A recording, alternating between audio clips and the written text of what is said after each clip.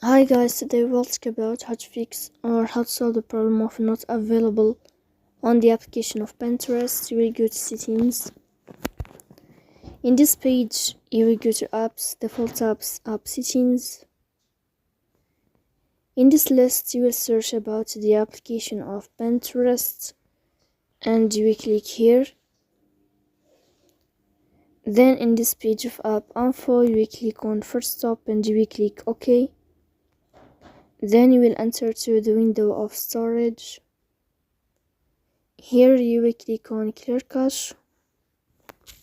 In the end, you can turn off your phone and you can wait a moment to restart your phone again to fix that problem. So please don't forget to support us by like and subscribe.